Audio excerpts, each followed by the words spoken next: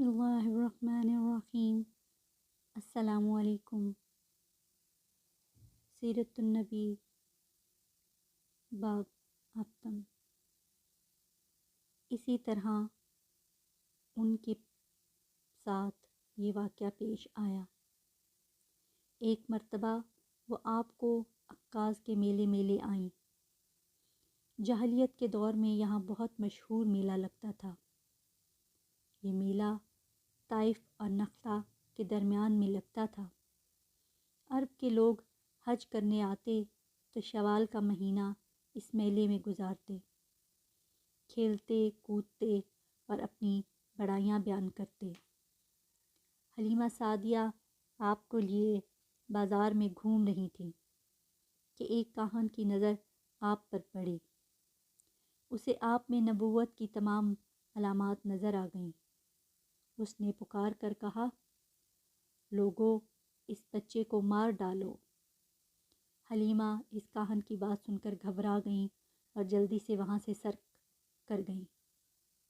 اس طرح اللہ تعالیٰ نے حضور صلی اللہ علیہ وآلہ وسلم کی حفاظت فرمائی۔ میلے میں موجود لوگوں نے کاہن کی آواز سن کر ادھر ادھر دیکھا کہ کس بچے کو قتل کرنے کے لیے کہا گیا ہے، مگر انہیں وہاں کوئی بچہ نظر نہیں آیا۔ اب لوگوں نے کاہن سے پوچھا، کیا بات ہے؟ آپ کس بچے کو مار ڈالنے کے لیے کہہ رہے ہیں؟ اس نے ان لوگوں کو بتایا، میں نے ابھی ایک لڑکے کو دیکھا ہے، معبودوں کی قسم وہ تمہارے دین کے ماننے والوں کو قتل کرے گا، تمہارے بتوں کو توڑے گا اور وہ تم سب پہ غالب آئے گا۔ یہ سن کر لوگ آپ کی تلاش میں ادھر ادھر دوڑے، لیکن ناکام رہے۔ حلیمہ سعدیہ آپ صلی اللہ علیہ وآلہ وسلم کو لیے واپس آ رہی تھیں کہ ذی الحجاز سے ان کا گزر ہوا۔ یہاں بھی میلہ لگا ہوا تھا۔ اس بازار میں ایک نجومی تھا۔ لوگ اس کے پاس اپنے بچوں کو لے کر آتے تھے۔ وہ بچوں کو دیکھ کر ان کی قسمت کے بارے میں اندازے لگاتا تھا۔ حلیمہ سعدیہ اس کے نزدیک سے گزری تو نجومی کی نظر حضور اکرم صلی اللہ علیہ وآلہ وسلم پر پڑی۔ نجومی کو آپ صلی اللہ علیہ وآلہ وسلم کی مہر نبوت نظر آ گئی۔ ساتھ ہی آپ صلی اللہ علیہ وآلہ وسلم کی آنکھوں کی خاص سرخی اس نے دیکھ لی۔ وہ چلا اٹھا، اے عرب کے لوگوں، اس لڑکے کو قتل کر دو۔ یہ یقیناً تمہارے دین کے ماننے والوں کو قتل کرے گا، تمہارے بتوں کو توڑے گا اور تم پر غالب آئے گا۔ یہ کہتے ہوئے وہ آپ کی طرف جھپٹا، لیکن اسی وقت وہ پاگل ہو گیا اور اسی پاگل پن میں مر گیا۔ ایک اور واقعہ سیرت ابن ہشام میں ہے کہ حبشہ کے عیسائیوں کی ایک جماعت حضور اکرم صلی اللہ علیہ وآلہ وسلم کے پاس سے گزری۔ اس وقت آپ صلی اللہ علیہ وآلہ وسلم حلیمہ سعدیہ کے ساتھ تھے اور وہ آپ کو آپ کی والدہ کے حوالے کرنے جا رہی تھیں۔ ان عیسائیوں نے آپ صلی اللہ علیہ وآلہ وسلم کے مونڈھوں کے درمیان مہر نبوت کو دیکھا اور آپ صلی اللہ علیہ وآلہ وسلم کی آنکھوں کی سرخی کو بھی دیکھا۔ انہوں نے حلیمہ سعدیہ سے پوچھا، کیا اس بچے کی آنکھوں میں کوئی تکلیف ہے؟ انہوں نے جواب میں کہا، نہیں، کوئی تکلیف نہیں، یہ سرخی تو ان کی آنکھوں میں قدرتی ہے۔ ان عیسائیوں نے کہا، تب اس بچے کو ہمارے حوالے کر دو، ہم اسے اپنے ملک لے جائیں گے۔ یہ بچہ پیغمبر اور بڑی شان والا ہے، ہم اس کے بارے میں سب کچھ جانتے ہیں۔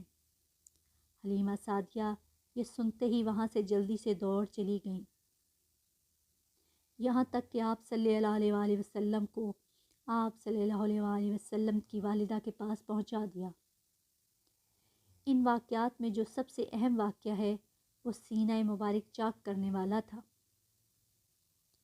روایت سے یہ بات ثابت ہے کہ آپ صلی اللہ علیہ وسلم کے سینہ مبارک پر سلائی کے نشانات موجود تھے، جیسا کہ آج کل ڈاکٹر حضرات آپریشن کے بعد ٹانکے لگاتے ہیں۔ ٹانکے کھول دیے جانے کے بعد بھی سلائی کی نشانات موجود رہتے ہیں۔ اس واقعے کے بعد حلیمہ سعدیہ اور ان کے خاوند نے فیصلہ کیا کہ اب بچے کو اپنے پاس نہیں رکھنا چاہیے۔ جب حلیمہ سعدیہ نے آپ صلی اللہ علیہ وسلم کو حضرت آمنہ کے حوالے کیا، اس وقت آپ صلی اللہ علیہ وسلم کی عمر 4 سال تھی۔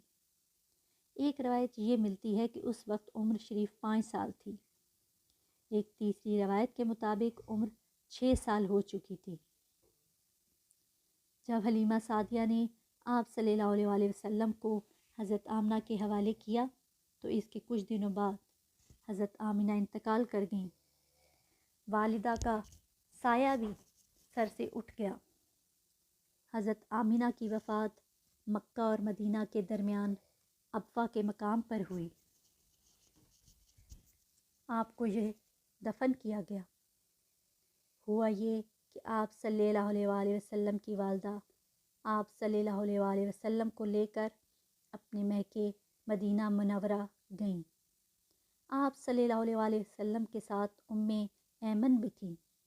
ایمن کہتی ہیں، ایک دن مدینہ کے 2 یہودی میرے پاس آئے اور بولے، ذرا محمد کو ہمارے سامنے لاؤ، ہم انہیں دیکھنا چاہتے ہیں۔